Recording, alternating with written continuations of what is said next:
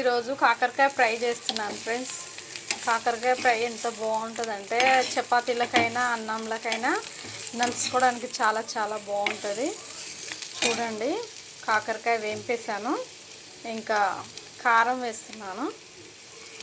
కారం వేసేసి ఏంలే ఫ్రెండ్స్, దీనిలో వెల్లుల్లిపాయలు, ఆయిల్, పసుపు, కారం అంతేనండి. ఇంకా ఏం వేయలేదు దీనిలో.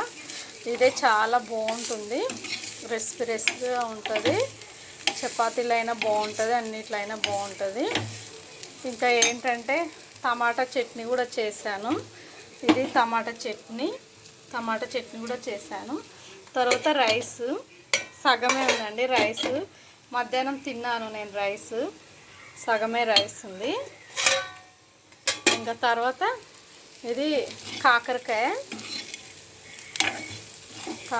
చూడండి, అయిపోయిందండి. కాకరకాయ ఫ్రై చాలా బాగుంది. చూడండి ఒకసారి కాకరకాయ ఫ్రై.